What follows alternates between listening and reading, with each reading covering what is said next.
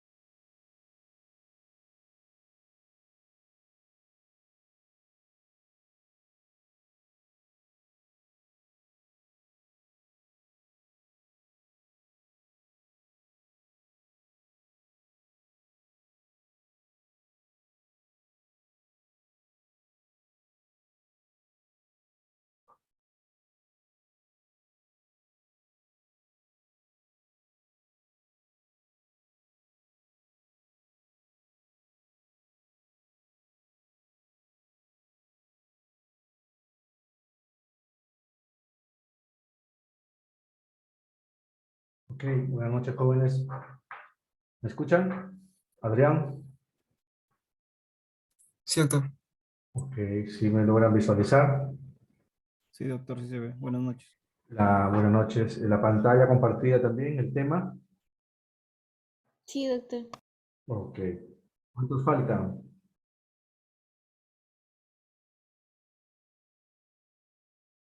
¿Estamos completos para empezar?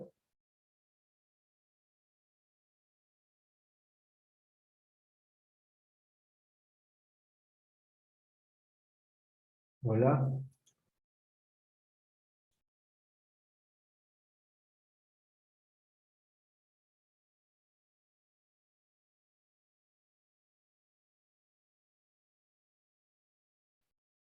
Faltan 10, doctor, creo. Faltan 10. Lo que pasa es que en plena exposición es un poco incómodo estar admitiendo. A ver, ya son 8 y 7. 3 minutos más y ya empezamos, ¿ya?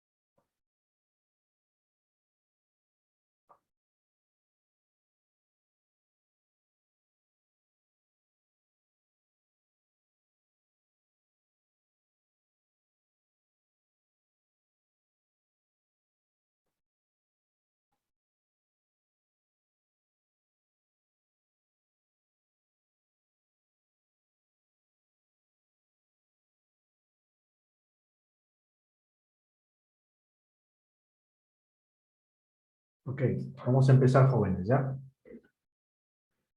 Hoy día vamos a tocar el tema de hernias y vamos a llevarlo en forma secuencial. Vamos a tratar de que ustedes tengan claro lo que es una definición de una hernia, los componentes básicos o generales de una hernia.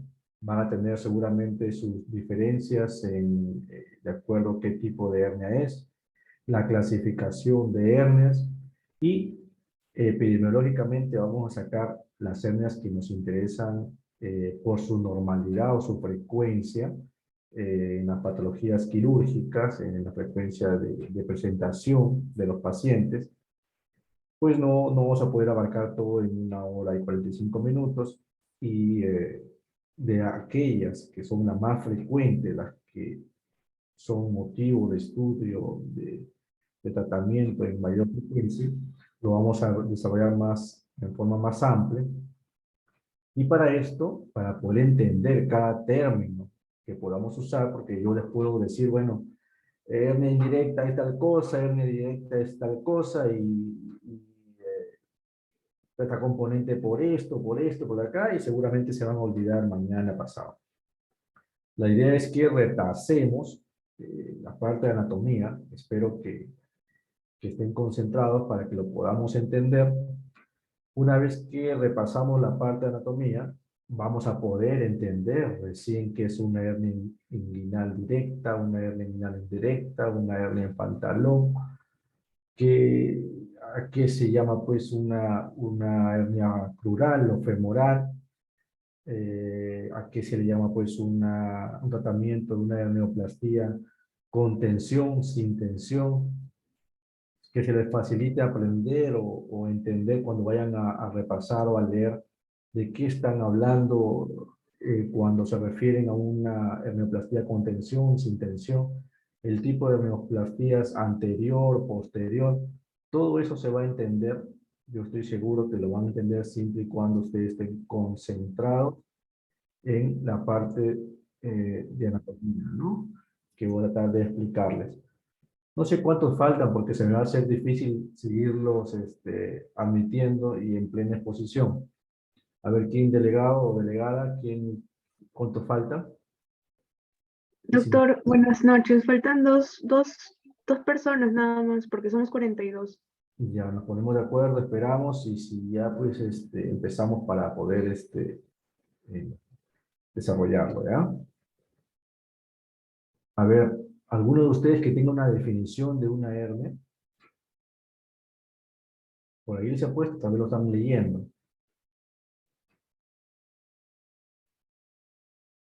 Bernardino, ¿te acuerdas o has repasado una definición de hernia? Hola, ¿está por ahí Bernardino?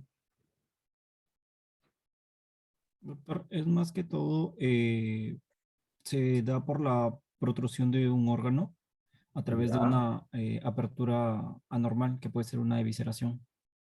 ok. Brian, Brian André Echevarría debe ser.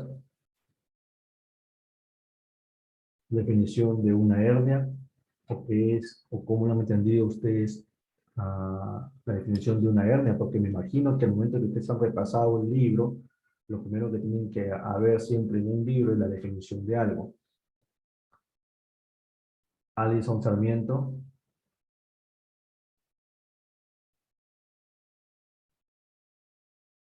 Hola. A ver. ¿Están presentes o solamente han aperturado sus asistencias? Sí estamos, doctor. Sí. Aquí estamos, A doctor. ver si participan, a ver quién está diciendo ahí estamos. Yo lo que quiero es participar, porque yo puedo ahorita decirles toda la exposición de Paporreta y me voy. Yo no quiero eso, yo lo que quiero que interactuemos y que ustedes aprendan. No tengo ningún lapicero, ningún lápiz acá para ponerles baja nota, ni que están equivocados, no que le pongan interés.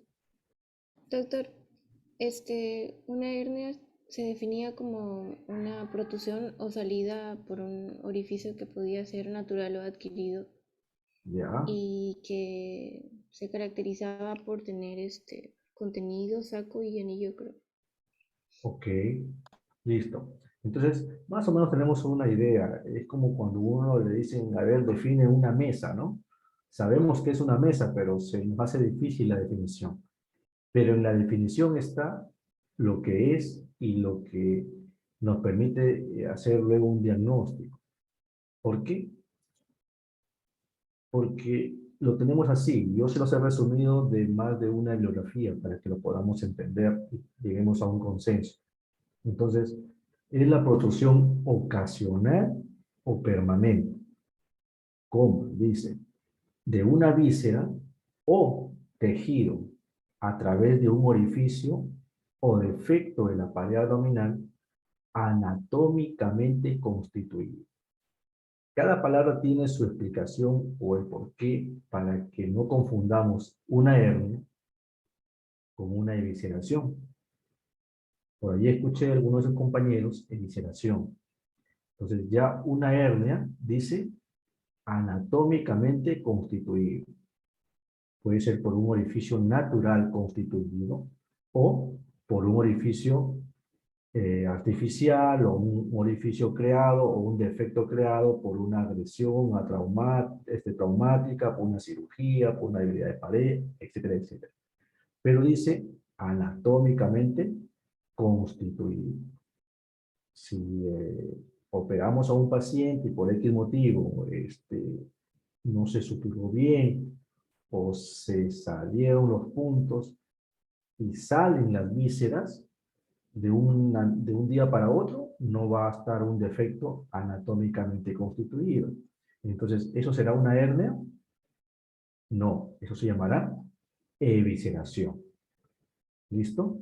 Entonces, la protrusión ocasional o permanente, o sea, que puede estar de vez en cuando saliendo, o la podemos encontrar permanentemente fuera de su lugar de origen.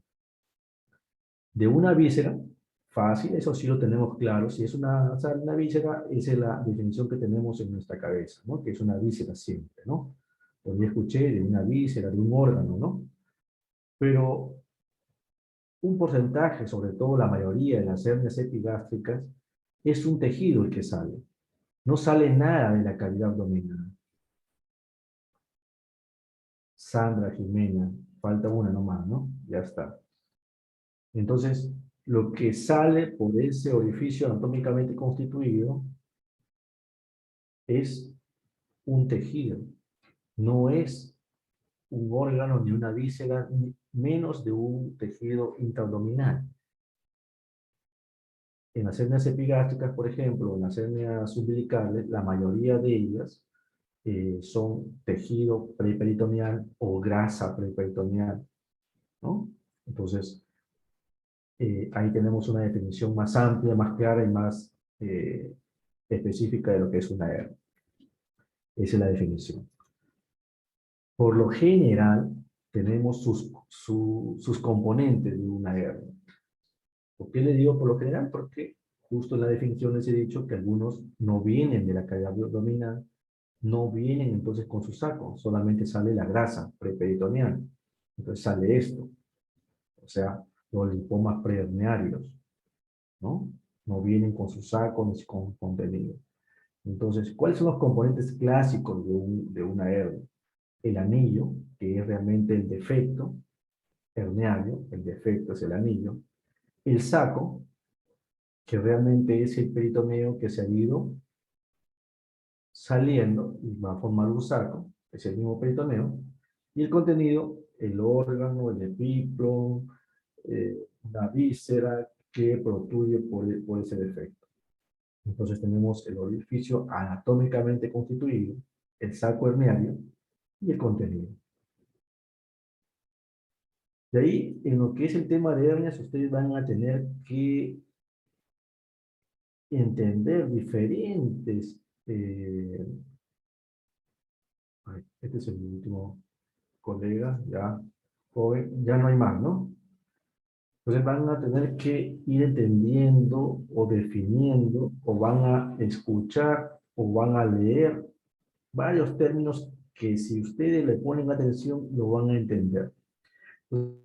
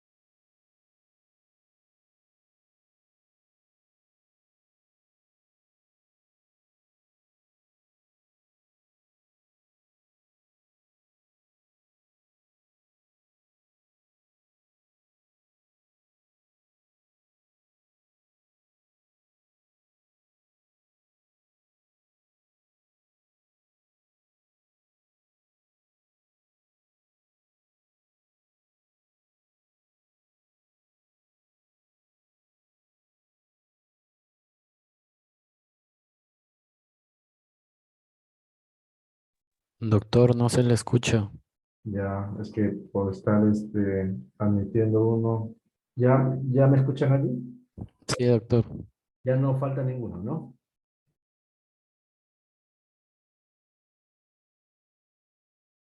Ese es el problema, ¿no?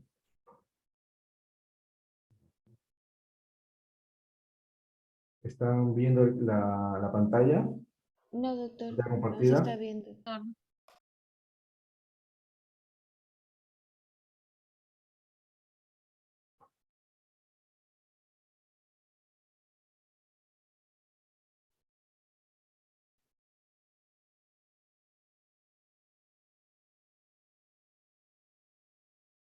Siguen entrando, ¿no? Se me va a dificultar esto de que estén entrando y debieron haber entrado ya desde el principio.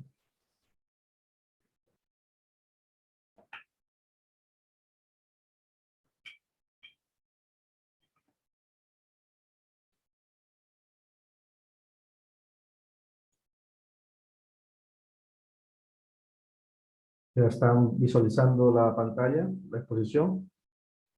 No, doctor, no se ve.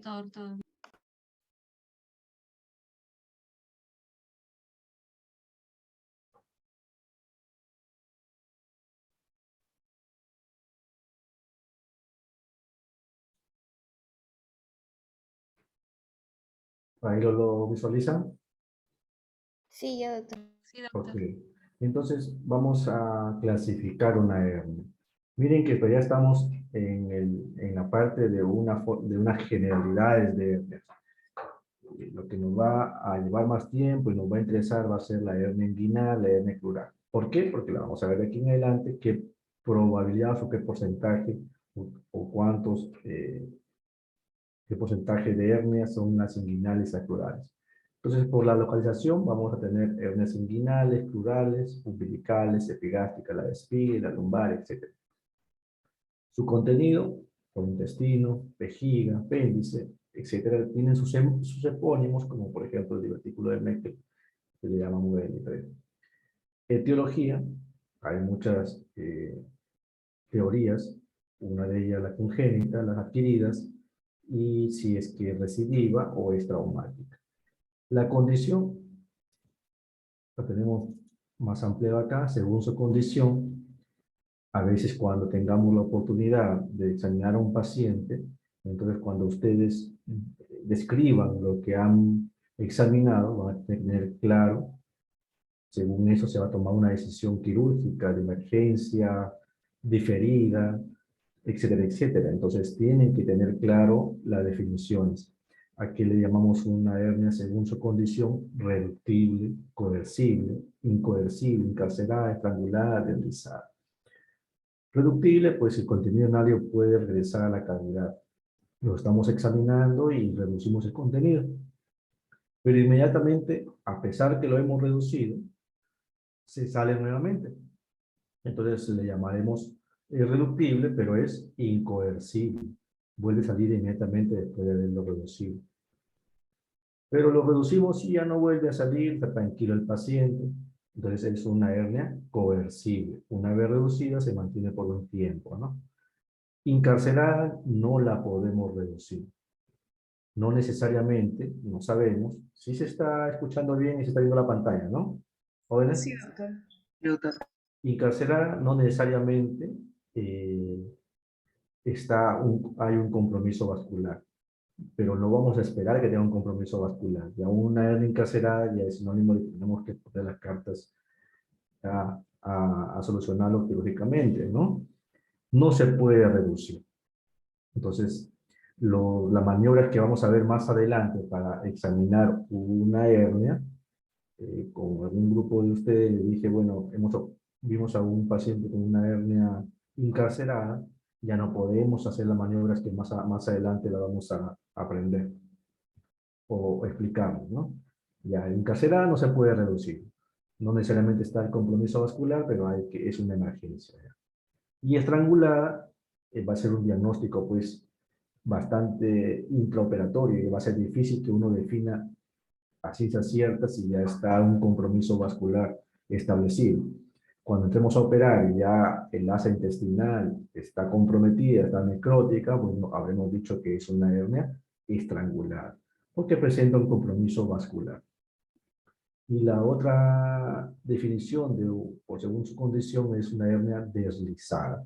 En esto tienen que tener, más adelante lo van a entender, más adelante al final de la exposición van a entender que es una hernia deslizada, pero para que tengan una idea, es que su contenido, ojo, el contenido, así como lo hemos explicado anteriormente en esto, su contenido, que está visto de amarillo, forma parte del saco. O sea, una pared del saco herniario realmente es una víscera, ¿no? Esa es una hernia deslizada.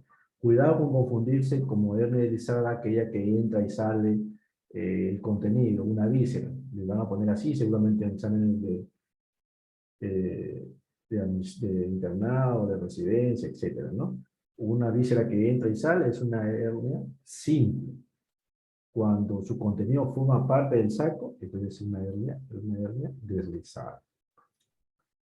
Por epidemiología, entonces, esto es el porcentaje más o menos de las personas de la población en general que van a presentar una hernia, ¿no? En hombres más que mujeres, esto ya dentro de las características de una hernia inguinal, pero aquí lo tenemos el por qué vamos a darle más énfasis a una hernia inguinal y a una hernia crural.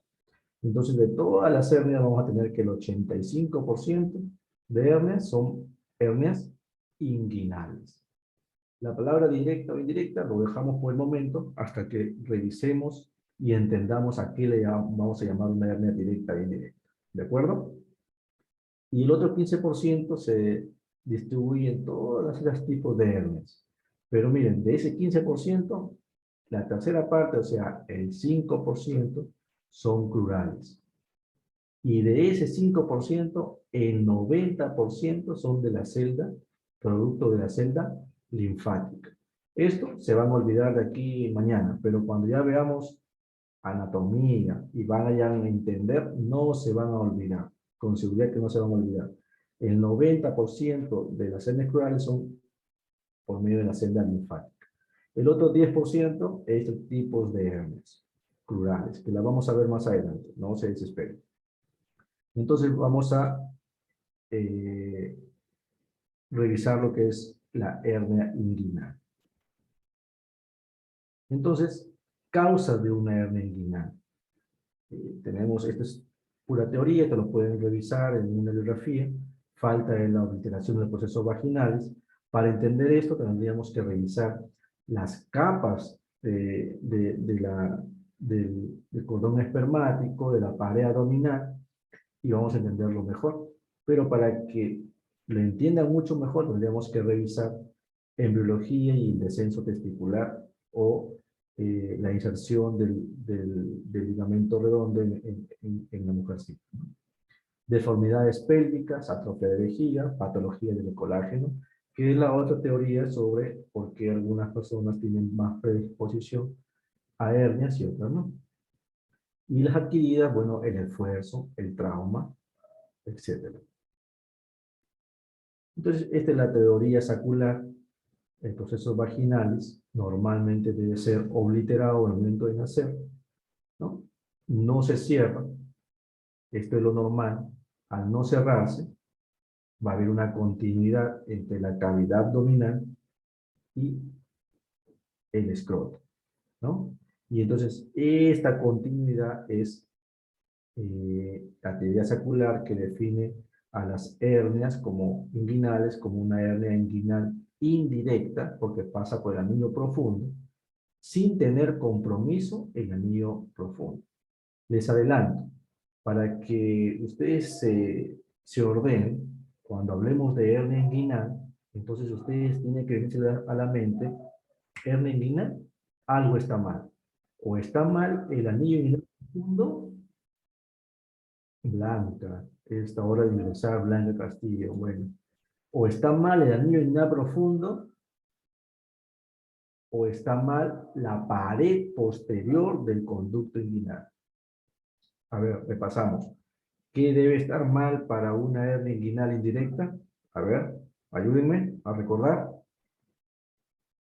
El anillo inguinal profundo, O, I-O, la pared posterior posterior del abdomen. del conducto inguinal. Cuando les digo pared posterior porque más adelante vamos a aprender y entender quién constituye la pared posterior. Dejémoslo ahí por un momento sin nombre.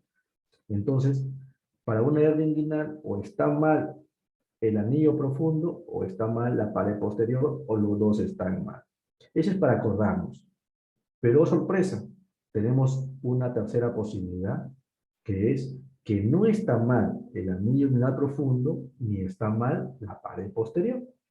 Lo que está mal, entre comillas, es que no se cerró el proceso vaginal, o la túnica vaginalis. No está obliterado. ¿De acuerdo? ¿Y en quiénes sucede esto? Por lo general, lo vamos a ver en los niños. Cuando veamos la clasificación de Nyquist, lo vamos a entender. Pero por el momento, tengamos presente que cada vez que ustedes hablen de hernia inguinal, se les debe venir a la mente, mal está el anillo profundo, o mal está la pared posterior, o los dos. Si es niño, puede ser por esto, porque no se ha cerrado la túnica vaginal o el proceso vaginal. ¿De acuerdo? Bueno, esas son estadísticas que más o menos quieren demostrar que no solamente por la teoría sacular, sino porque también tiene que haber un componente de la cantidad de colágeno o el tipo de colágeno que puede explicar por qué algunas personas que hacen esfuerzo no tienen hernia, y algunas que tienen hernia y no hacen esfuerzo, y otros que hacen bastante esfuerzo y no tienen hernia, y probablemente la explicación sea por la cantidad de colágeno que haya o el tipo de colágeno que exista, ¿no? Entonces, en los pacientes con hernia directa, más adelante vamos a entender que es directa e indirecta, tienen menos colágeno en la fase transversal. La fase transversal, les adelanto, jóvenes, es la estructura anatómica que conforma la pared posterior del conducto inguinal. Y con respecto a qué tipo de colágeno, un buen porcentaje tiene menos colágeno tipo 1 que el tipo colágeno tipo 3, que los que no tienen hernia, ¿no? Entonces, ahí hay una relación entre la cantidad de colágeno y el tipo de colágeno que predispone a las hernias, ¿no? Listo. Entonces, nada, realmente esa diapositiva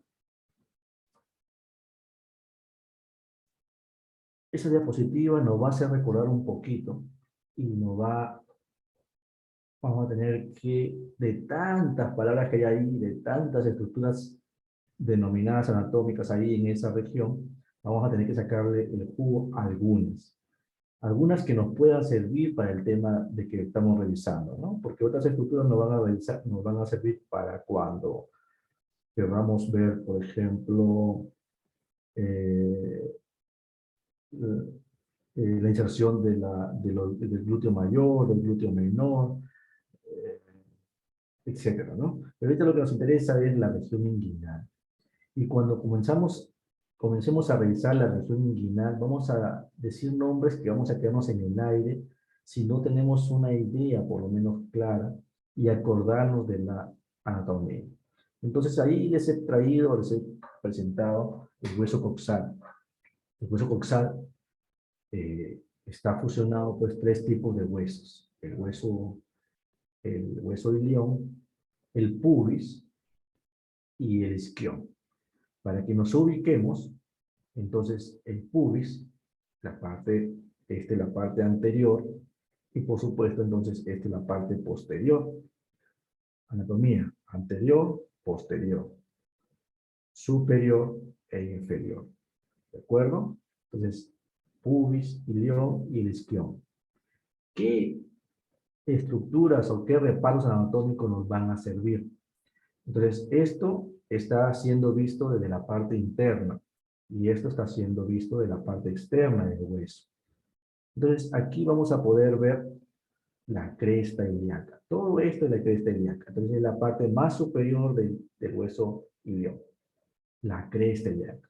Entonces, cuando hablemos de cresta ilíaca, ya vamos a entender qué significa cresta ilíaca.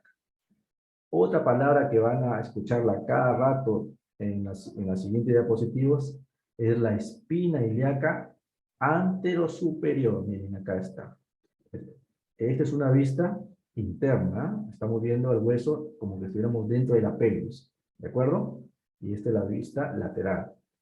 Miren, viéndolo de la parte interna, tenemos entonces la cresta ilíaca, va una palabra o va un reparo anatómico. Otro reparo anatómico es la espina ilíaca anterosuperior, que cada rato la vamos a nombrar y nombrar y nombrar. Y si no la tenemos ubicados, fuimos. ¿De acuerdo? No se confundan con esa espina ilíaca antero inferior, esa no. Esa no, casi no la vamos a nombrar. La espina ilíaca anterosuperior, la cresta ilíaca. En el pubis, ¿qué vamos a por ahí a nombrar? Vamos a nombrar la línea pectínea. Es una protrusión en el pubis. Miren, ¿ve? La línea pectínea. El tubérculo del pubis, la espina del pubis, miren, ¿ve?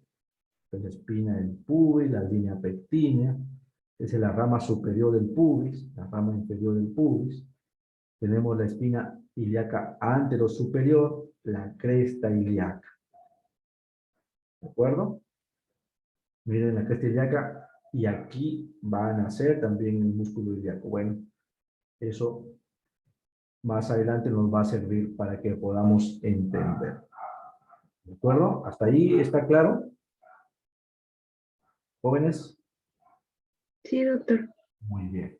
Entonces, ahora vamos a ver la región inguinal, crural, para poder entender las hernias inguinales y la hernia crural. Entonces, si vamos a hablar de la región inguinal, vamos a tener que tener una visión más o menos general de cómo está constituida la pared abdominal o la cavidad abdominal, cómo se logra limitar. Si ustedes cuando vayan al hospital Heisen, el grupo que toca conmigo, con el doctor Percy Vidarte, o con los colegas que estén en el seguro, no sé si en el MINSA, tienen la oportunidad están grabados ahí las tomografías de los pacientes, tomografía del abdomen, ¿no? Las tomografías abdominales que se les solicitan. Cuando lo vean, se define bien bonito todo lo que están acá los planos dibujados, lo visualizan en la tomografía. Entonces, la pared abdominal, entonces, la pared anterior, anterolateral, entonces tenemos en la parte anterior los músculos rectos del abdomen. ¿De acuerdo? Y en la parte lateral, anterolateral, tenemos 3 grupos musculares. Lo estamos haciendo de una forma que nos facilita acordarnos, pero hay detalles que lo vamos a ver más adelante. Entonces tenemos en el plano más externo el oblicuo externo, el oblicuo mayor. Sigue el oblicuo menor y le sigue el músculo transverso. Y acá hay otra línea, un plano más posterior a cualquiera de esos planos, al que se le llama fascia transversales. Cuidado con confundirse con la aponeurositis del transverso, ¿de acuerdo? Entonces, la pared anterior, aquí se unen las fascias y tenemos la línea alba. El estuche anterior de los rectos, el estuche posterior, es en la pared anterior, y cierra en la parte lateral todos los músculos que les he estado refiriendo, ¿no?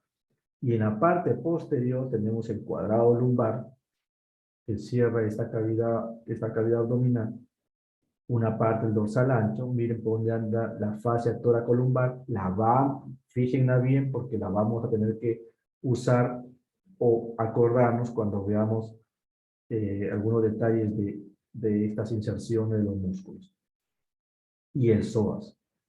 En esa parte, miren el psoas, no se confundan con el psoas ilíaco. El psoas, cuando alcanza el hueso ilíaco, se une con el músculo ilíaco, entonces forma el psoas ilíaco. Aquí es puro psoas.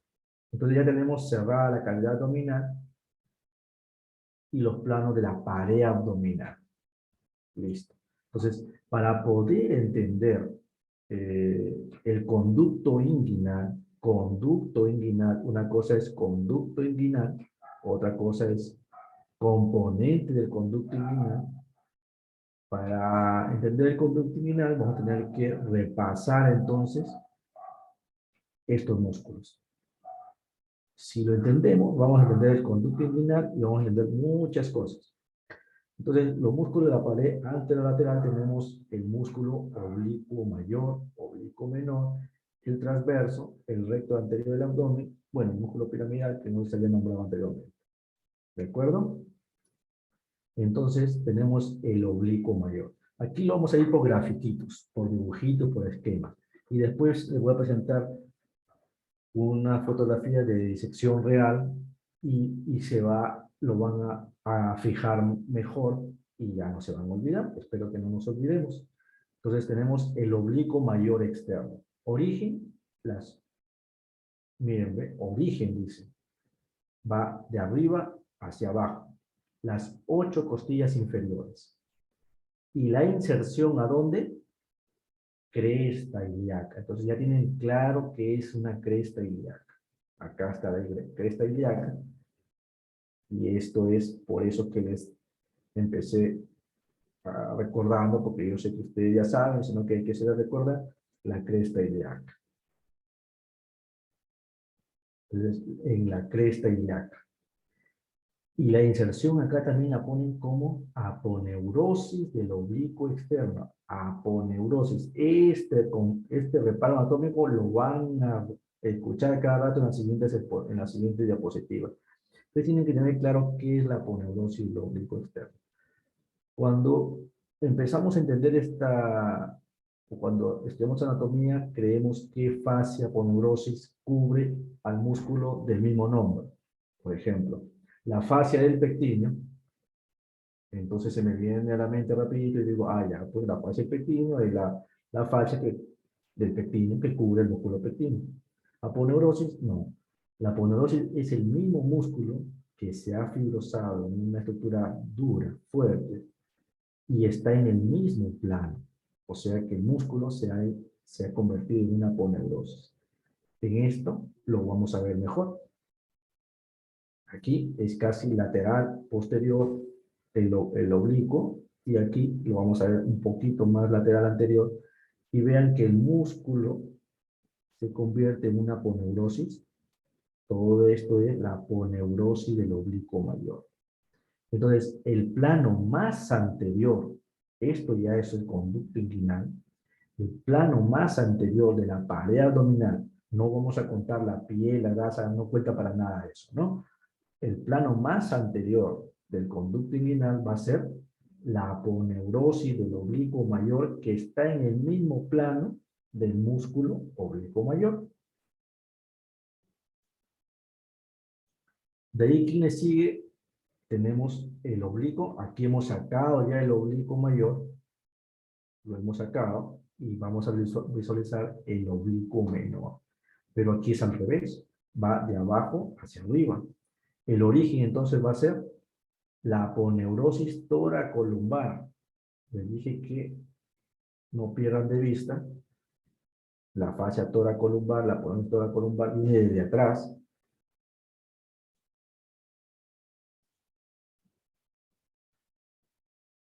Aponeurosis toracolumbar y la inserción en las 3 costillas inferiores, en el reborde costal y, ¿qué dice? Y en la cresta del pubis. Por eso es importante repasar el hueso coxal y entender a qué le llaman la cresta del pubis.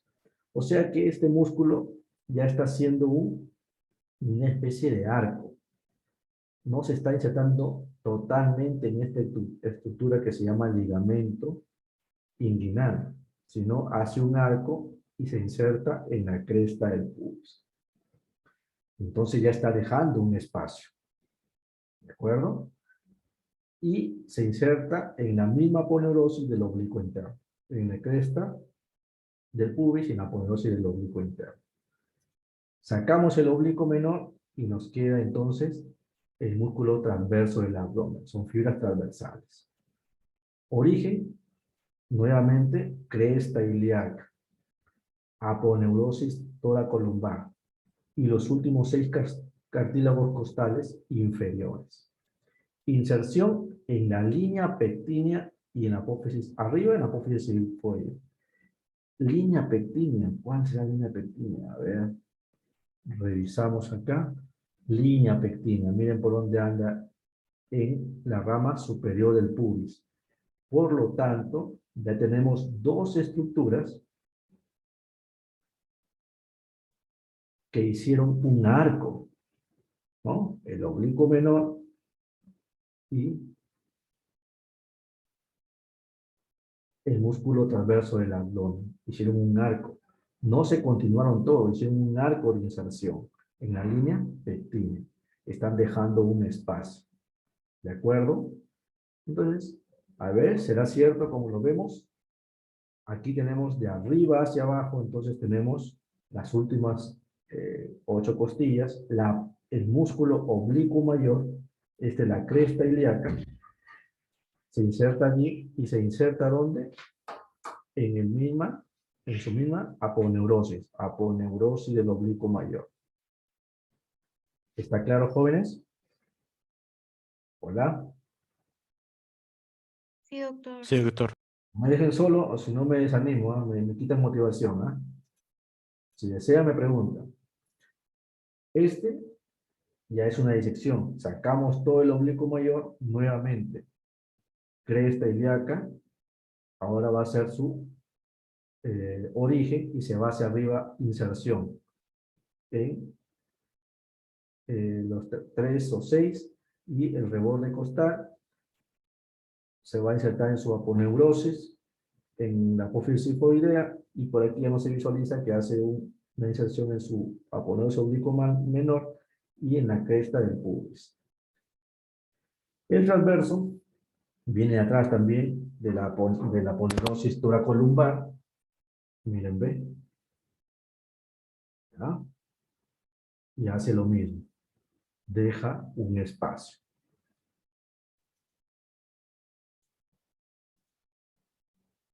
Bueno, esta es la capa posterior de la bañera rectos. Esto era para especificarles. Ahí está señalando la parte más debilitada porque hace el arco de Douglas, ¿no? Bueno, entonces no venía al caso. Hasta ahí, ustedes lo que les he querido hacer entender es que es importante que revisen el oblicuo mayor, el oblicuo menor, el músculo transverso para que se entienda. ¿Y para qué les he dicho las inserciones, el origen y todas esas cosas y los reparos anatómicos? Es para que ustedes se imaginen ahorita y tengamos una mesa de melamina. La mesa de melamines o las melamines son realmente varias capas, varios planos, todos pegados compactamente. Entonces, del punto A al punto B, todo está compactado. Si ustedes quisieran pasar alguna estructura por en medio de eso, no van a poder, porque no hay ningún espacio.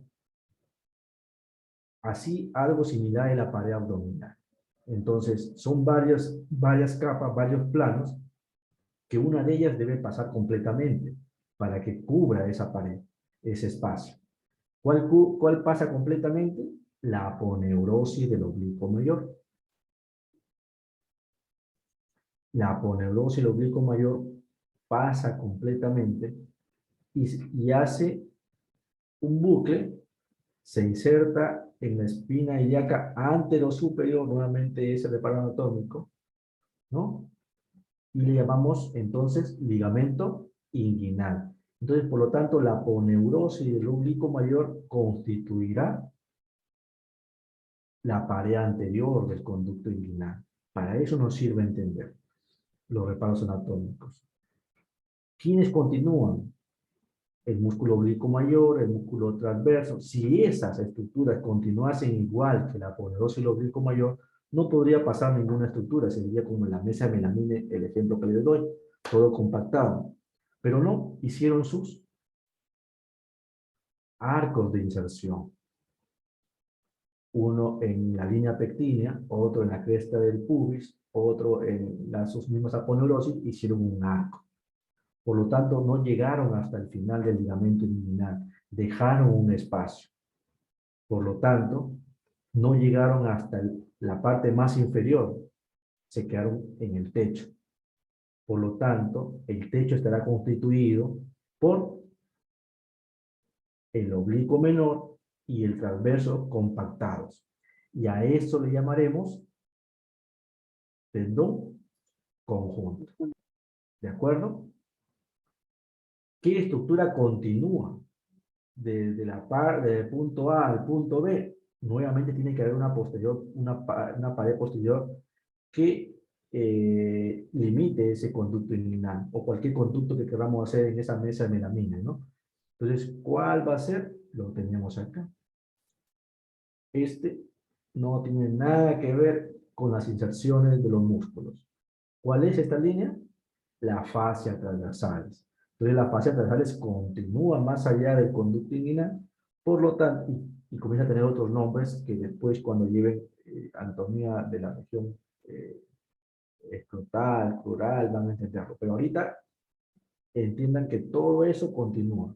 Entonces, la pared posterior va a ser la fascia transversales. ¿De acuerdo? Esta diapositiva la van a entender más adelante, pero esta la coloqué aquí, creo que era más adelante, para que ya vayamos entendiendo que en esta región se van a presentar las hernias inguinales, las hernias crurales, es por donde van a salir. Este es el reparo anatómico del cuadrilátero de Fouchard, ¿no? Que es una línea imaginaria horizontal de espina a espina, es el límite superior, el límite inferior que pasa por la espina del pubis. Nuevamente las estructuras ya las tienen claras, entendidas, si repasan el hueso coxis. 1 centímetro perpendicular a la línea media y 1 centímetro perpendicular a la espina ilíaca anterosuperior. Esos reparos anatómicos es el cuadrilátero de Fouchard, y por donde van a salir cualquier tipo de hernia inguinal, sea directa, indirecta, en pantalón, que la hernia crural, etcétera, etcétera. Todos los tipos de hernias crurales, de las celdas, que la de Gimbal. ¿A dónde? Por el cuadrilátero de Fouchard. Esa es la parte donde van a salir todas las hernias. Aquí está. Bueno, entonces, esto es lo que les hablaba. Aquí se ha retirado la aponeurosis del oblicuo mayor. Aquí, esta es la espina. Estamos ahorita en la región inguinal derecha. ¿De acuerdo? Entonces, esta es la espina ilíaca anterosuperior y esta estructura es el ligamento inguinal a la espina del pubis. Se ha seccionado y se continuaría con la aponeurosis del oblicuo mayor, ¿no? Aquí se ha seccionado para poder ver el oblicuo menor un poco posterior del transverso, y si se dan cuenta, hace esto. Entonces nos permitiría tener un conducto inguinal. La parte superior sería el tendón conjunto o el techo, la parte inferior sería el ligamento inguinal, y aquí estarían viendo la pared posterior, que es la fascia transversales. La parte medial estaría constituido por el orificio inguinal, superficial, y aquí estaría, en la parte más profunda, el anillo inguinal profundo. Todo eso está aquí en gráfico. Entonces tenemos el músculo transverso, que ya les dije a dónde se inserta, cuáles son su origen, cómo se inserta. El oblicuo menor también su origen, cómo se inserta, y hacen este arco. Y juntos forman entonces la parte superior o el techo, que será el tendón conjunto. No se pueden olvidar de eso. Entonces, músculo transverso, oblicuo menor, el tendón conjunto. Desde la parte más posterior a la parte más anterior, que les estaba explicando, se va a entender con este gráfico. Entonces, este gráfico nos está haciendo recordar la estructura que les he dicho hace poco. Aquí está, es este realmente, pero sin estos músculos, sin el músculo oblicuo menor, otra vez, esto es el ligamento inguinal, acá es la espina ilíaca, es acá, lo mismo, ligamento inguinal, la espina ilíaca anterosuperior, pero ningún músculo acá. Vamos a empezar de la parte más posterior a la parte más anterior. Entonces, la parte más posterior está graficada por este color celeste, ¿no? Esto representaría la fascia transversales. Fascia transversales. La fascia transversal sería la parte más posterior. Acá. Fascia transversales. La parte más posterior de la pared abdominal. ¿De acuerdo? ¿Sí? ¿Se entiende? Hola. Sí, doctor. Entonces vamos de la parte más posterior a la parte más anterior. Esto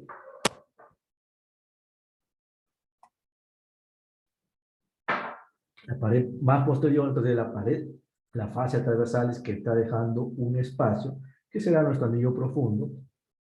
Aquí hay algunos reparos anatómicos que ya tienen que irse familiarizando ustedes. Estos representan a los vasos epigástricos inferiores. Si lo estoy viendo la parte más posterior, significa que esto, recién por aquí, va a salir la arteria y se convertirá en arteria femoral. Por lo tanto, esto está dentro de la cavidad abdominal y por lo tanto, ¿qué arteria es? ¿Qué arterias tiene su nombre allí todavía? ¿No se convierte en femoral? ¿Ilíacos? ¿Qué tipo de ilíaca?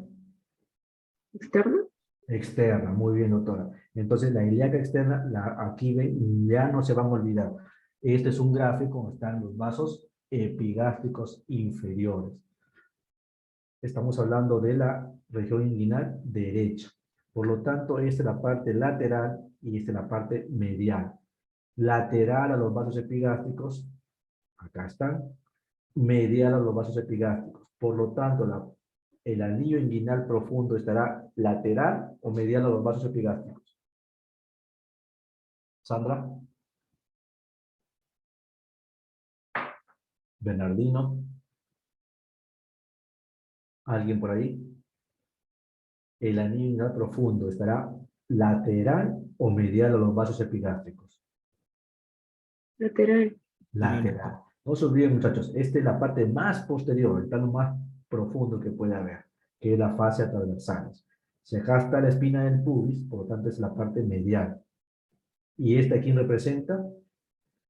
Este músculo grandote, El psoas. el psoas, que a esa altura recién se une al ilíaco y también ya le podemos dar el nombre de psoas ilíaco. Bueno, psoas ilíaco. Entonces, vasos epigástricos, ¿rama de quién? De la ilíaca externa. Anillo inguinal profundo, lateral a los vasos epigástricos. ¿De acuerdo? Hasta ahí tienen que tenerlo bien claro. Entonces, le vamos a poner otra capa más anterior. A ese plano, a ese colorcito celeste, le vamos a agregar este. Entonces, ese gris va a representarnos ya a esta que hemos estado viendo. ¿A dónde están? A esta.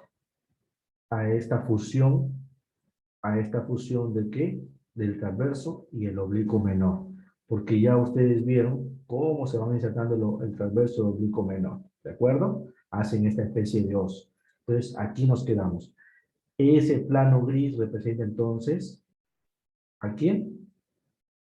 Al tendón conjunto. ¿De acuerdo? Entonces, miren, ven. Si bien es cierto, para aprender, mejor dicho, lo hacemos así, que cuál es superior, cuál es inferior. En la realidad, pues, una estructura no necesariamente representa a una pared. Por ejemplo, en la fascia transversal, sí, pues la pared posterior. Pero el tendón conjunto, una parte es la pared posterior, pero la mayor cantidad de tendón conjunto nos representa a qué plano o a qué pared, al techo o al piso de la región inguinal. El techo. Al techo del conducto inguinal. Entonces aquí ya están viendo qué estructura conforma el techo de la región inguinal. ¿De acuerdo? El piso, ¿por quién estaría constituido entonces? Por el ligamento Ligamento inguinal. inguinal. y ligamento inguinal. Entonces tenemos pared posterior, ¿por quién? Fascia Así transversales. transversales. La pared, el lado lateral, o la parte más lateral, ¿por quién? El anillo inguinal Profundo. Inguinal profundo. profundo. O sea, posterolateral, el anillo inguinal profundo, que es lateral, no se olviden, a los vasos epigástricos inferiores. Estos vasos epigástricos inferiores, rama de quién son? De los vasos ilíacos externos, ¿no? En la arteria ilíaca externa, ¿de acuerdo? Y entonces, ahora sí, nos falta cerrar ese conducto. Entonces, viene la otra capa. Este morado ¿a quién representaría entonces?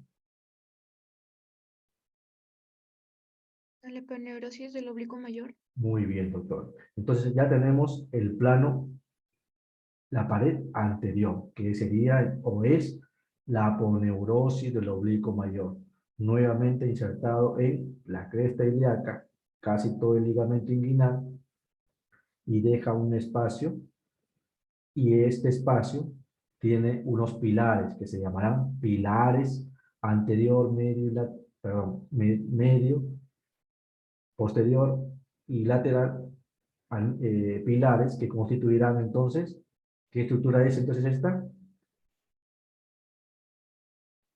El Este anillo espacio, inguinal superficial. anillo inguinal superficial. Muy bien, doctores. Entonces, la pared medial anterior, ¿por qué está constituido o qué estructura encontramos? Más que constituido, ¿qué estructura encontramos? Los pilares o el anillo inguinal superficial. En el plano profundo y lateral, el anillo inguinal profundo. En la pared posterior, ¿quién? La fascia transversales. En el techo, el tendón, Ligamento conjunto. Ajá. el tendón conjunto, que es la fusión del músculo transverso, su aponeurosis, con el oblicuo menor y su aponeurosis. ¿De acuerdo? Y ya está. Ya no tienen que memorizarse tanta cosa del conducto inguinal. Ya lo están viendo, ya lo están entendiendo, solamente es cuestión de que ustedes lo profundicen, lo estudien en el atelier, en el Gray, vean la foto del Yokochi y lo entienden. Y con eso van a ustedes fácil entender y movilizarse en la patología de la región inguinal. Bueno, entonces aquí, este es un gráfico por la forma del Netter, este clásico dibujo del Netter. Entonces, nuevamente, nos interesa el anillo inguinal profundo, que es la parte posterolateral. Estos son los vasos epigástricos, ¿no? Aquí están vasos epigástricos inferiores. Lateral a eso está el anillo inguinal profundo. Medial a esto está la fascia transversal de la pared posterior. Y aquí hay una estructura la más debilitada, ¿no? Que es el triángulo de Hessenberg. Triángulo de Hessenberg limitado ¿por quién? Por los vasos epigástricos, el borde externo de los rectos y el ligamento inguinal. Aquí lo están viendo. El piso por el ligamento inguinal y el techo por el tendón conjunto.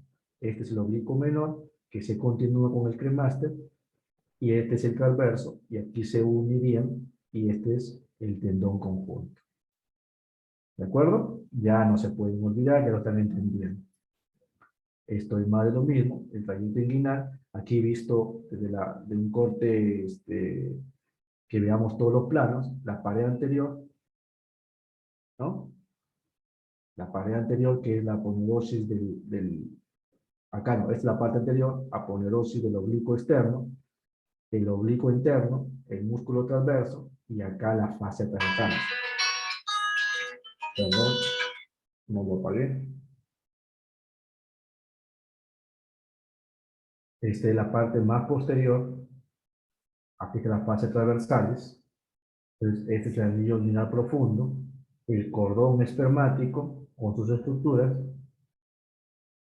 y ya la parte, esta sería la parte del techo, que sería el tendón conjunto, y la parte, el piso, que sería el ligamento inguinal En la escuela francesa lo consideran como si fuera el mismo el ligamento de Poupart.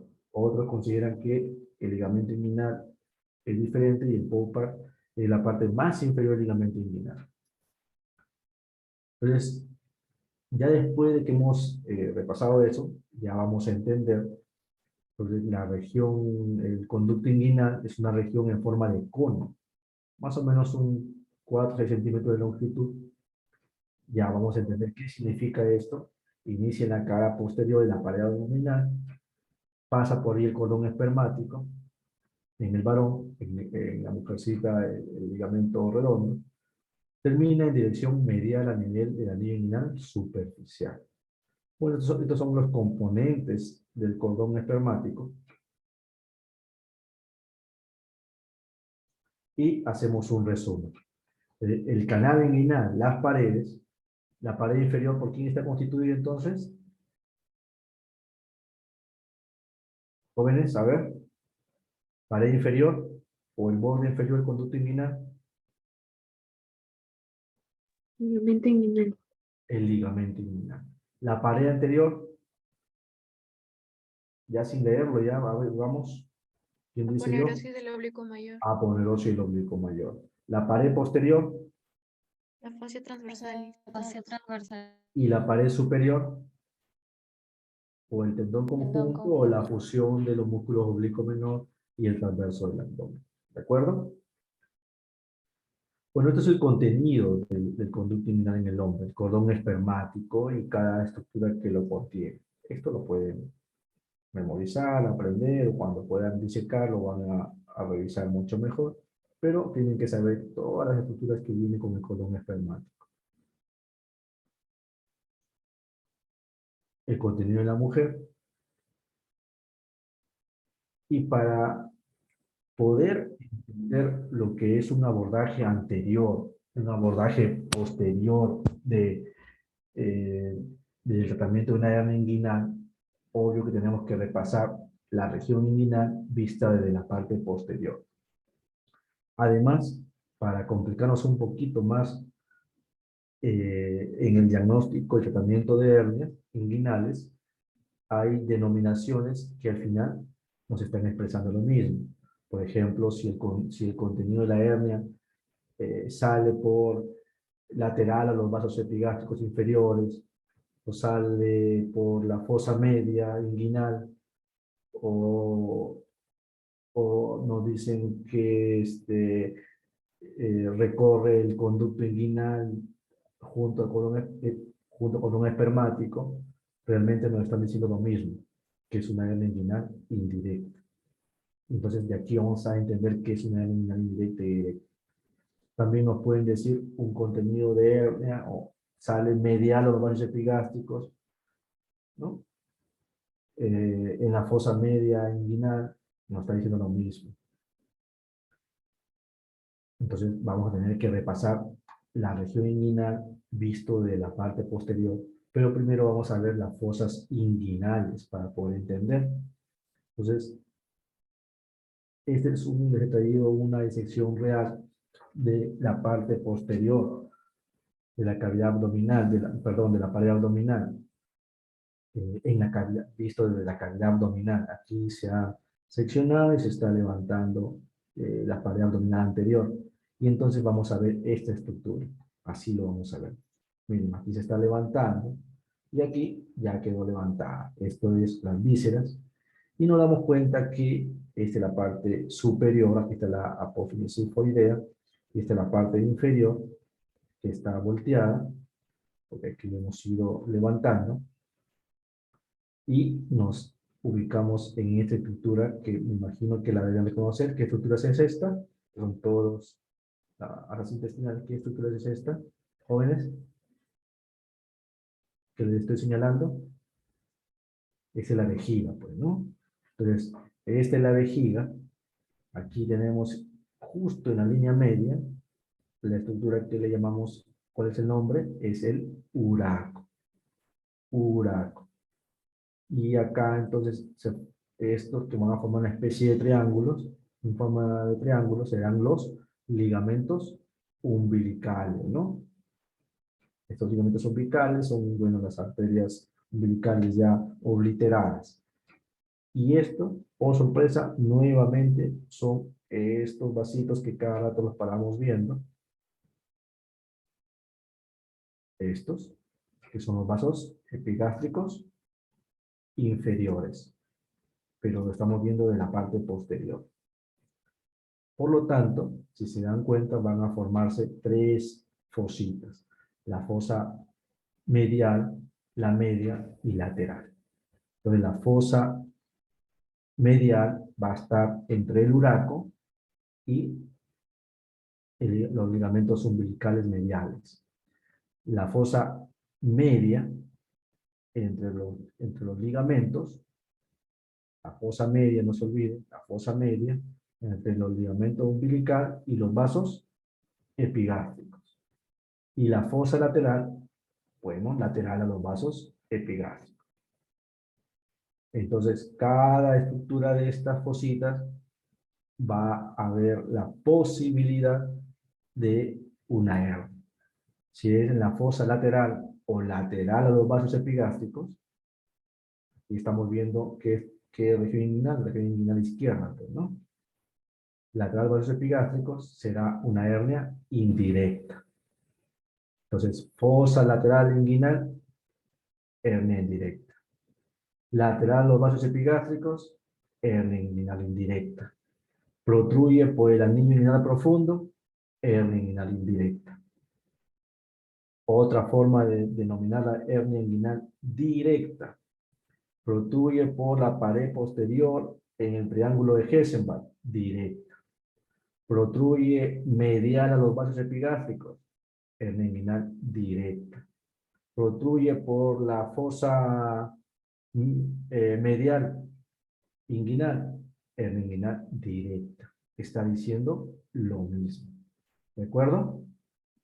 Ya se va a entender qué es una hernia inguinal indirecta, qué es una hernia inguinal directa.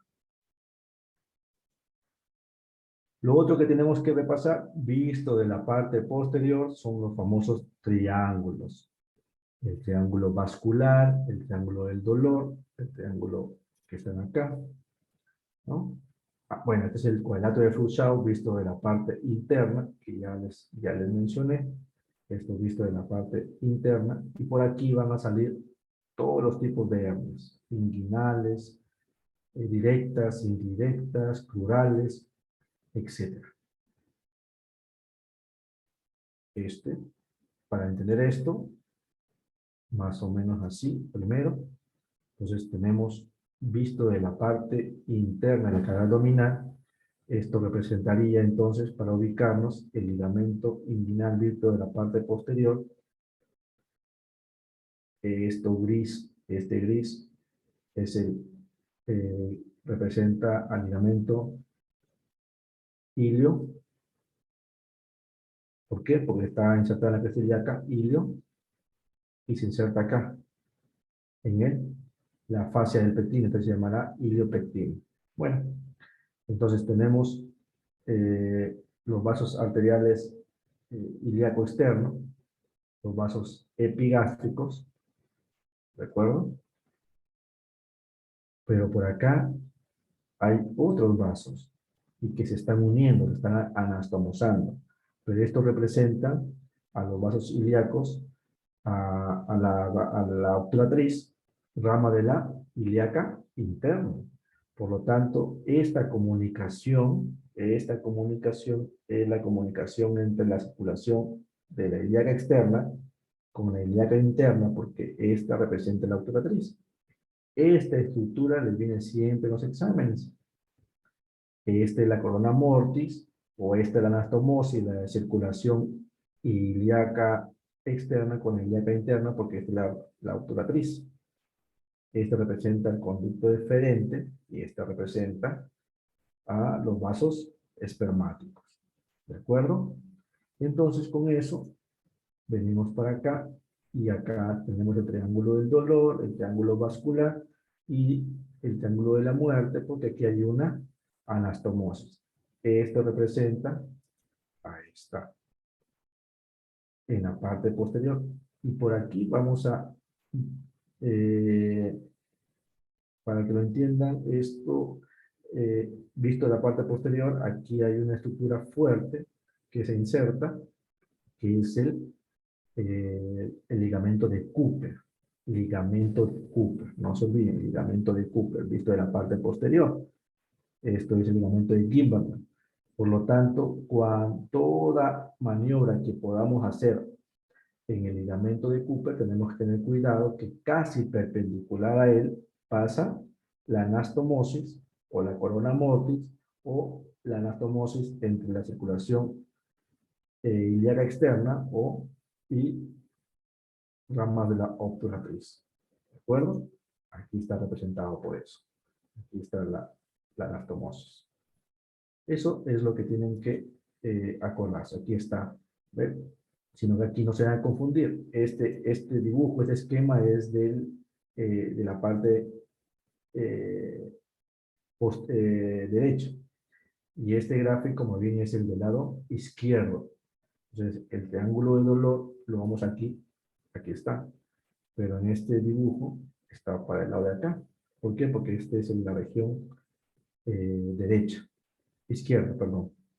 Entonces, aquí está la parte del dolor, el triángulo del dolor, constituido entonces por los vasos espermáticos, ¿no? La arteria testicular, la vena testicular, lateral a ellos. Entre los vasos espermáticos, la arteria testicular, la vena testicular, y el conducto deferente, este es el conducto deferente, vasos deferente o conducto deferente, está el triángulo vascular. Bueno, acá el término de Hessenberg que ya está descrito. Nuevamente aquí, importancia de recordar esta anastomosis, la corona mortis. Entonces acá está lo que ustedes están viendo cada rato. La ilíaca externa, que se va a convertir en femoral, y aquí los vasos epigástricos, que cada rato lo estamos viendo. Pero aquí hay una ramita, que es la que ven acá, hacia abajo, que se anatomosa con ¿quién? Con una rama de la obturatriz, que es rama de ¿quién? De la ilíaca interna. O sea, este tramo está anastomosando, está comunicando la circulación de la ilíaca externa con la ilíaca interna. Y miren, casi pasa perpendicular a la parte posterior, inferior a este ligamento inguinal. Entonces, aquí en el piso y en la parte más posterior está el ligamento de Cooper, que lo vamos a usar en alguna cirugía y les pueden preguntar qué estructura tienen que tener cuidado, que se conoce como la corona mortis y que representa, ¿no? La anastomosis de la circulación de la ilíaca externa con la ilíaca interna. ¿De acuerdo? Entonces, esto ya es un bastante teórico, ya lo pueden revisar, son estadísticas de los factores predisponentes, la herencia, la edad, las hernias inguinales indirectas con esquema frecuente, en varones, en el primer año de vida, claro, porque puede ser por la teoría sacular, las hernias inguinales directas, más frecuentes en la edad adulta, pues ya se va debilitando con la edad y los esfuerzos, la pared posterior, ya saben, entonces ya entienden que es directa. Más frecuente en hombres que en mujeres, la hernia inguinal indirecta. La hernia inguinal directa, raro en mujeres. Bueno, la obesidad como un aumento de la presión intraabdominal es un factor predisponente a las hernias inguinales. Y acá están todas las causas probables, que se las podemos encontrar en el SWOT. Hernia inguinal indirecta.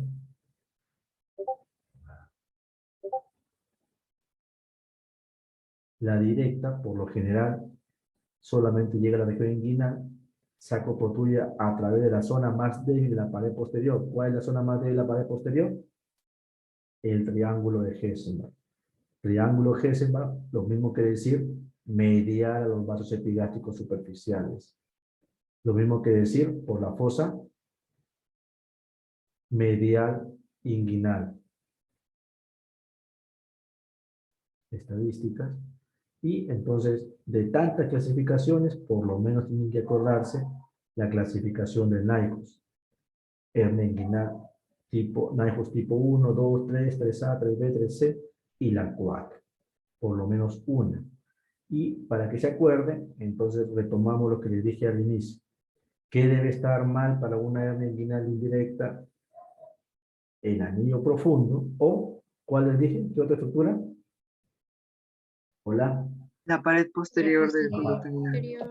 Pero había una excepción, una tercera. ¿Cuál es? Que ninguna de las dos esté mal, que La simplemente... no obliteración del conducto peritoneo vaginal. Ok, entonces esa será la NIHOS tipo 1.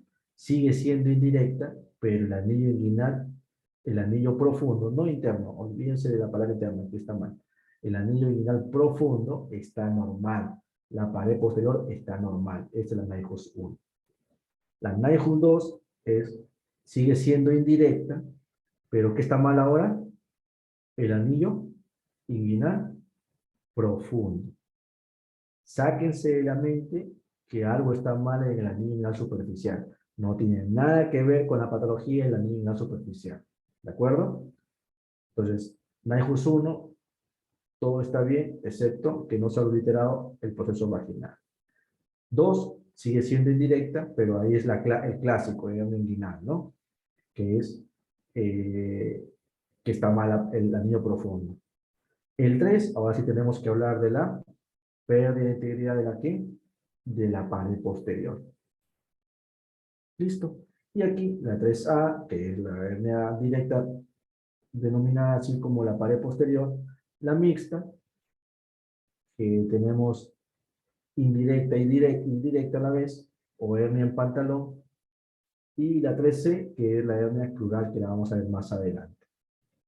Y NIHOS 4 es cualquiera de estas recurrente. ¿De acuerdo? Diagnóstico clínico de una hernia, entonces, inguinal, vamos a tener que, bueno, por lo general son asintomáticas o algunas poco de dolor, pero el principal molestia va a ser pues que el paciente va a llegar y te va a decir, tengo una masa, una tumoración que sale y entra por esa región. A veces hay un dolorcito, pero lo principal es la tumoración o el tumor o la masa que ve ahí que protruye, ¿no? Ya si viene con vómito distendido, con reacción peritoneal y todo eso, ya está complicada. Ya eso ya pues, ya una masa ahí que no regresa y que tiene pues una distensión abdominal, ya es obvio que tiene una complicación. Pero si no, si lo vamos a ver por consultorio, una masa que protruye, nos va a permitir revisar este examen físico que podemos realizarlo. Y lo deberíamos realizar y son motivo de pregunta de examen. Entonces, se examina la posibilidad de una hernia inguinal colocando al paciente de pie. A la inspección hay una pérdida de simetría. Ustedes van a ver en una región inguinal más grande que la otra, hay una masa que protruye, ya pues ahí está casi el diagnóstico, ¿no? Un abombamiento discreto. Si ustedes le piden que puje o alguna maniobra de esfuerzo o que tosa, todo eso se llamará maniobra de Valsalva.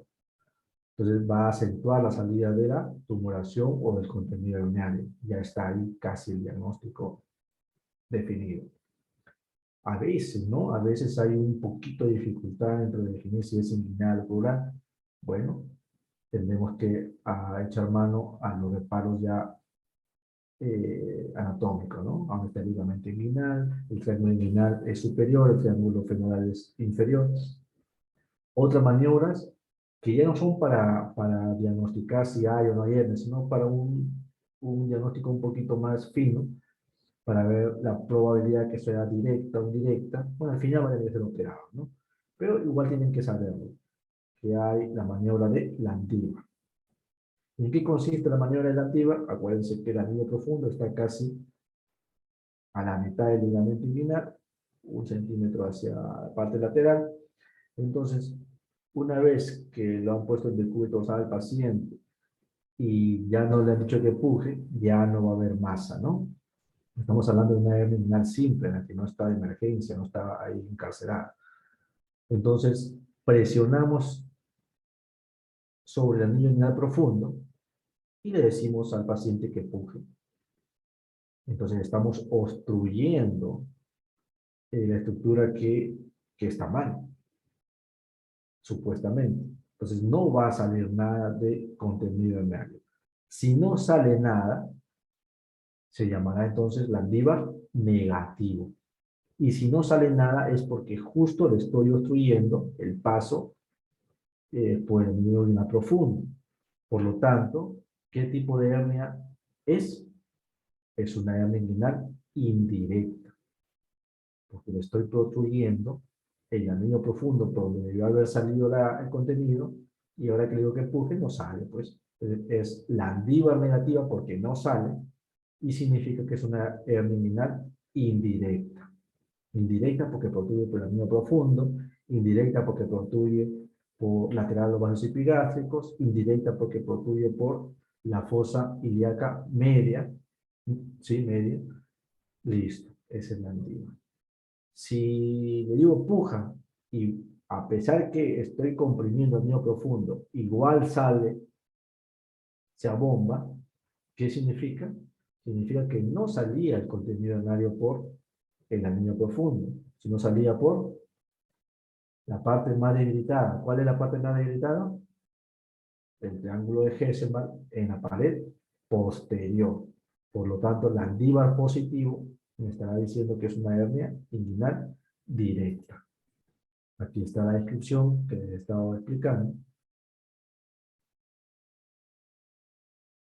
Y la otra maniobra es la maniobra de Andrew. Ya saben, el anillo inguinal superficial, por ahí introducen el dedo índice y le dicen al paciente que empuje. Si ustedes notan que el contenido que sale toca la yema del dedo o la parte más distal del dedo, pues asumirán que esa es una hernia inguinal indirecta. Pero si sienten que protruye por la parte medial, la parte posterior del dedo, entonces es una hernia inguinal directa. Por lo tanto, miren, ven las comparaciones. El diagnóstico de una hernia inguinal es bastante específica al examen físico, jóvenes, físico. No se confíen en ecografía, más especificidad tiene el examen físico, pero sí más sensibilidad. En el caso que tengamos duda, podría chaparlo, ser más sensible una ecografía, ¿no? Tan igual como una tomografía, ¿no? Esta es toda la lista de diagnóstico diferencial. Tengan cuidado con querer operar una hernia inguinal con una adenitis. Por ahí está, que es uno de los diagnósticos diferenciales más comunes. ¿Dónde está? Linfadenopatía inguinal. ¿Ya? Entonces tengan cuidado. Entonces, ¿cuál será el tratamiento? El tratamiento, ya ustedes al haber revisado la región inguinal, aquí vamos a entenderlo.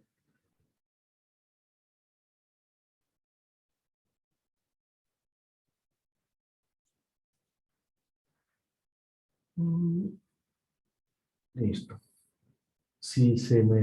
A ver, aquí en este dibujito, este gráfico, sí, en este gráfico. En grosso modo, para que lo entiendan.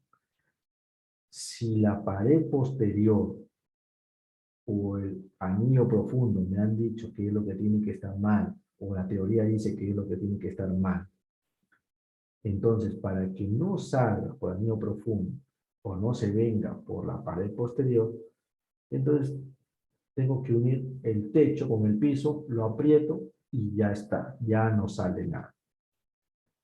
Si ese es el objetivo final, eso es lo que entendieron hace muchos años y lo desarrollaron los cirujanos y tienen que unir la parte superior con la parte inferior. Después viene ya el uso de prótesis, y con ello también viene desde antes, el abordaje posterior, pero ahora el abordaje posterior usa también la prótesis, entonces se llamará de Nyhus, y usa también prótesis, y también por vía laparoscópica. Entonces, el objetivo era unir el techo con el piso, eso se llamará abordaje anterior. Estamos viendo la parte anterior. Esto, desde la parte anterior. No estamos viendo lo de la parte posterior, desde adentro de la cavidad. Estamos viendo por aquí, ¿ve? El techo con el piso. Entonces, así lo entendió.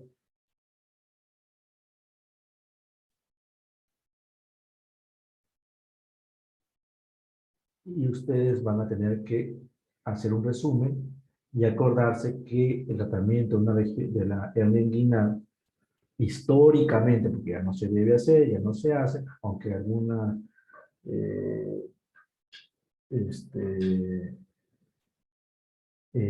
algún país todavía realiza la Sulda y lo hace muy bien, pero como forma histórica, Canadá, el abordaje anterior, hay dos abordajes para solucionar la hernia inguinal, la anterior y la posterior. Y en la anterior tenemos con tensión y sin tensión. Con tensión, o sea, estamos uniendo dos estructuras, el techo con el piso, que anatómicamente no están unidas, pero las estamos uniendo para fortalecer la pared posterior y cerrar el anillo profundo, que es lo que estoy llamando. Entonces, ¿qué técnicas tenemos de abordaje anterior con tensión? Un montón. Pero tenemos las tres principales que por lo menos tenemos que acordarnos. Bassini, pregunta de examen, le puede decir abordaje anterior con tensión, Bassini, Schuldeis y McVeigh. Techo con piso. Bassini, tendón conjunto con ligamento inguinal. Schuldeis, tendón conjunto con ligamento inguinal, pero aquí por planos. Diseca lo que constituye al tendón conjunto y hace líneas de sutura al ligamento inguinal en varios planos. 3.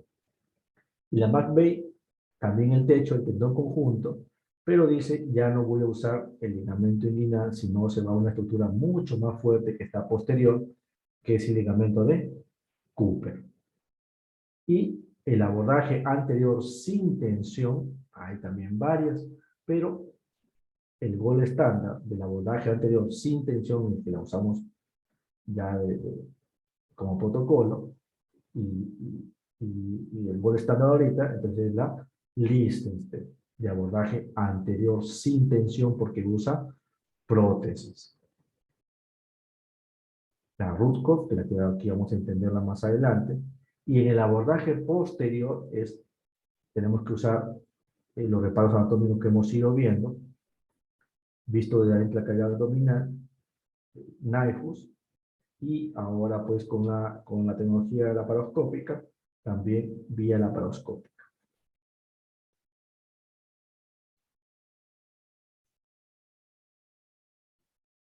Entonces tenemos el techo con el piso, todo el plano, todo de una sola, el vacío, ¿no?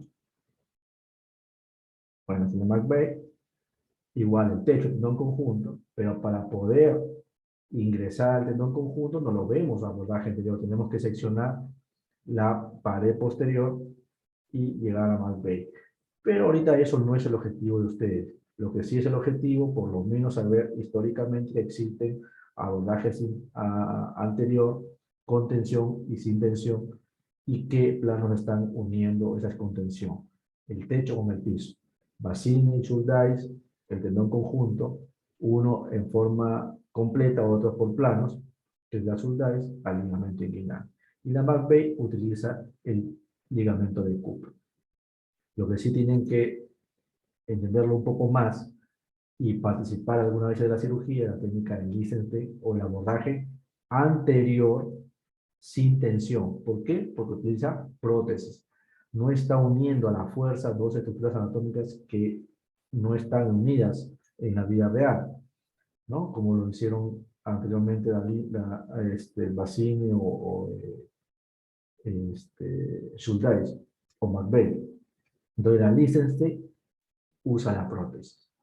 ¿Qué es lo que tienen que acordarse? Aquí hay varios puntos o puntos corridos, pero ustedes tienen que entender o saber que la malla va a cubrir dos estructuras que es la que pueden estar mal o están mal. ¿Cuáles eran? La pared posterior, reforzarla y hacerle aquí una especie de corbatita para fortalecer el anillo inguinal profundo.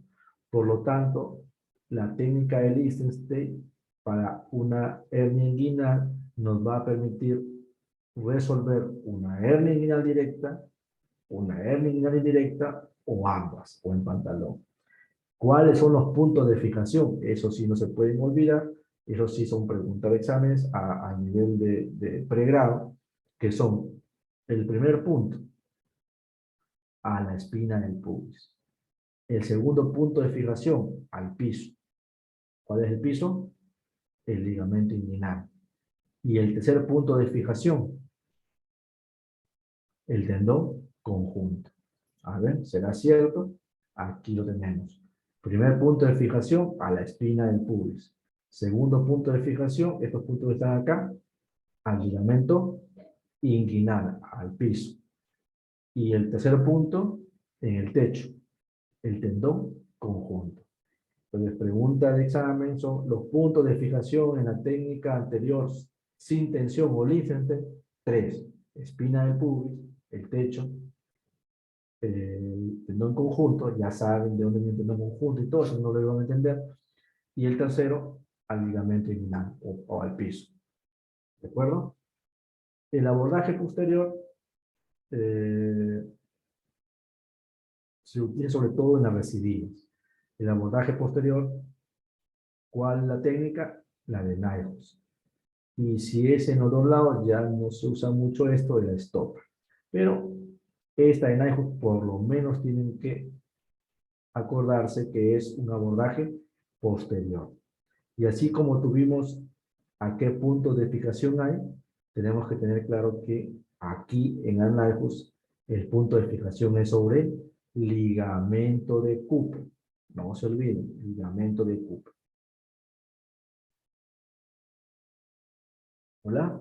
¿Están siguiendo la exposición? ¿O ya no hay ninguno? ¿Hola? ¿Sí? Sí, doctor. Ok. Y la otra técnica sigue siendo de abordaje posterior, es la técnica laparoscópica. Abordaje posterior, Nyhus, y abordaje posterior también, la técnica laparoscópica, que existen dos.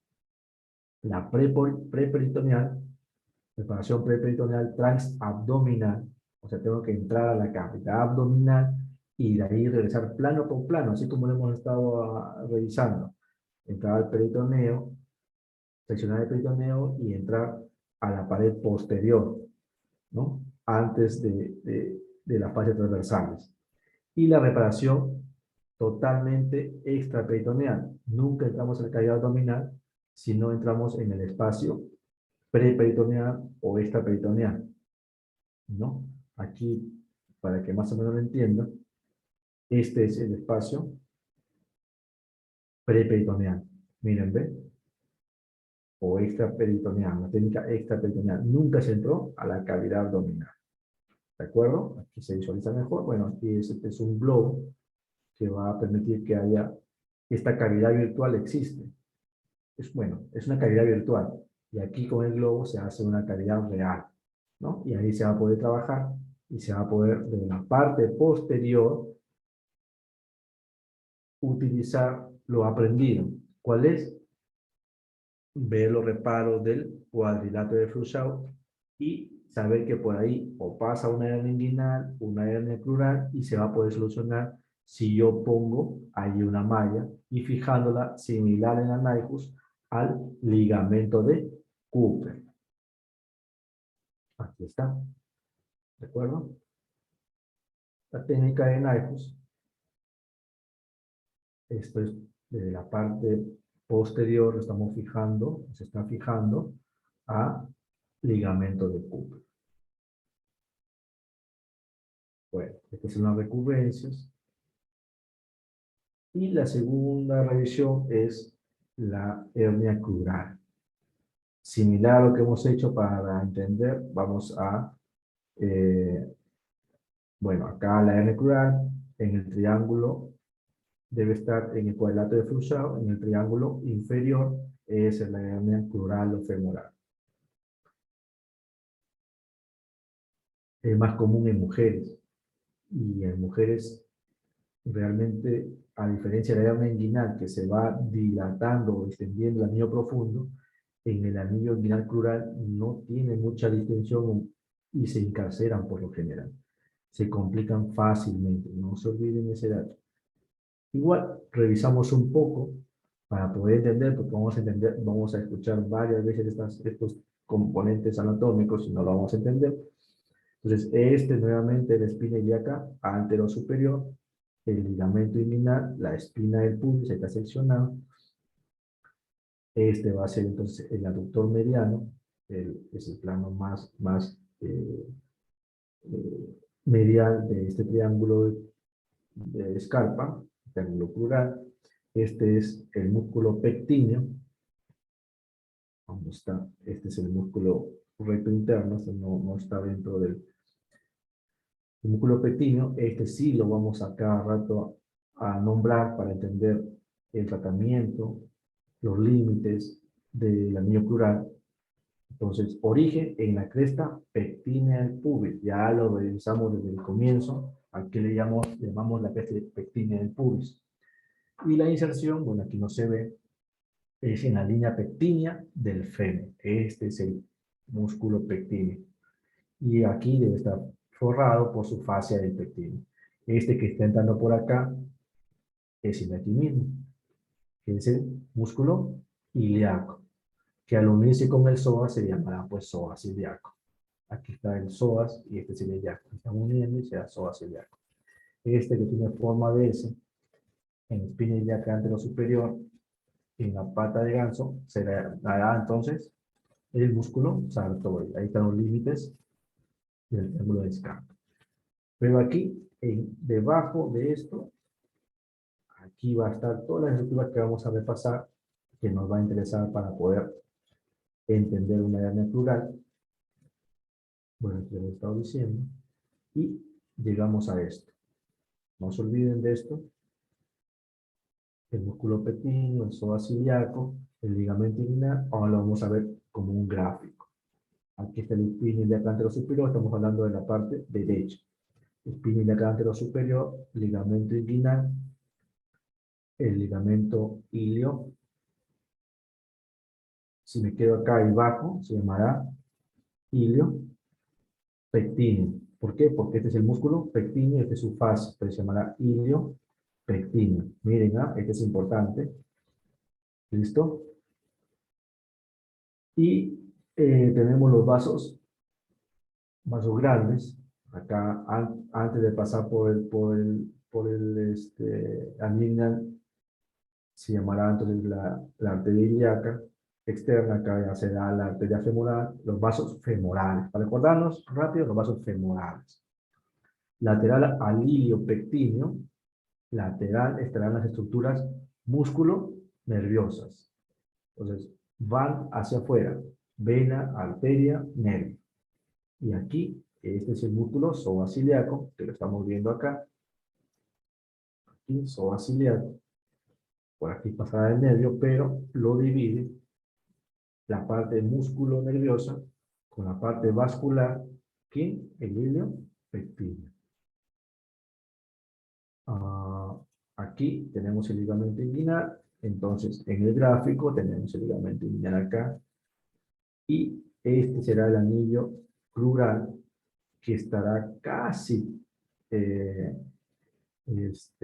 cubierto por lo que es la celda linfática, donde estarán un grupo de ganglios, principalmente el ganglio de Purkinje, y por donde va a ser más frecuente una hernia inguinal, una hernia crural.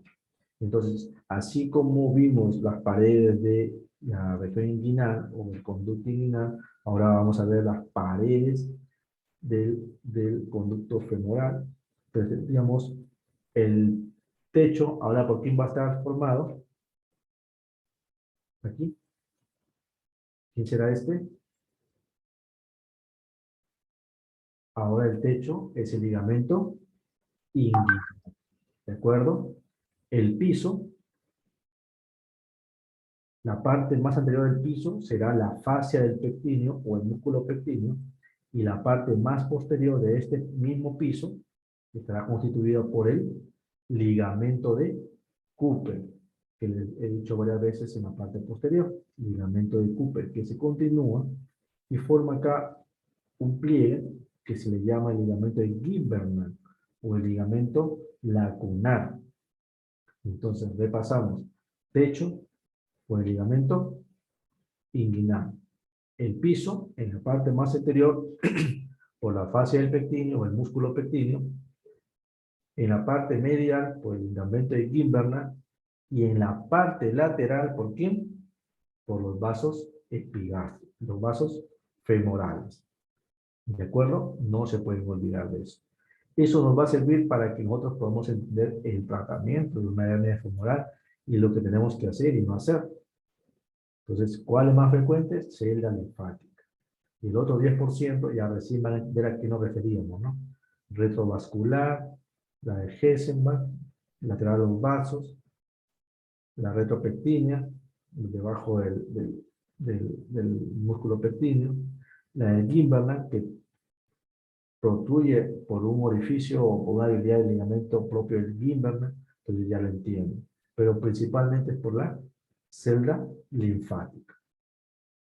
Aquí ya está una disección, entonces aquí ya tenemos el sartorio, los vasos femorales, el músculo psoas-ilíaco, la parte más lateral, este es el ligamento inguinal, y por aquí van a protruir las hernias femorales. Este entonces es el músculo pectíneo y este es el aductor menor. Músculo pectíneo, ¿ves? Es el piso. El techo será el ligamento inguinal. La parte lateral, los vasos femorales, y aquí que está seccionado, el ligamento lacunar, ¿no? Este es el cordón espermático. Por lo tanto, cuando tengamos una hernia femoral, vamos a tener que tener, así como les preguntan qué es lo que hay que hacer y a dónde hay que fijar una malla, entonces nos acordamos de nuestros reparos anatómicos y vamos a decir, ¿a dónde lo puedo fijar la malla? Le pongo un cono, pongo un rodete de mallas como Lichtenstein, también se llama Lichtenstein, pero al final vamos a tener que tener la posibilidad de fijarlo en algo duros o algo estable, si no se va a salir con todo, con hernia, con contenido y malla. Entonces, así como en la región inguinal teníamos punto de fijación, acá tenemos punto de fijación que será en el techo, el ligamento inguinal. En la parte medial, al ligamento de Gimberman. Y en el piso, podemos fijarlo a la fascia del pectíneo, pero lo ideal es fijarlo al ligamento de Cooper, que es más posterior y más fuerte. Ese es lo ideal. A veces no es posible porque es muy peligroso, entonces sí tienes opción a fijarlo a la fascia del pectíneo. ¿Lo puedes fijar al ilio pectíneo? No, porque tendrías que traspasar un puntazo a través de la vena y la arteria femoral. Entonces, pregunta de examen, ahí no lo puedes fijar. Lo puedes fijar al techo, al piso y a la línea, a la parte media, y cada uno con sus nombres de las estructuras, ¿no? Ligamento inguinal, al Gimberman, a la fascia del pectíneo o al Cooper. Ese sería el abordaje anterior. En el abordaje posterior, bueno, similar al tratamiento inguinal, que es el abordaje posterior, la técnica de Nyquist, que cubre todo el orificio del fluchado o el cuadrilátero del fluchado, o la paroscópica, que también cubre todo ese cuadrilátero del fluchado. Tendríamos la misma opción.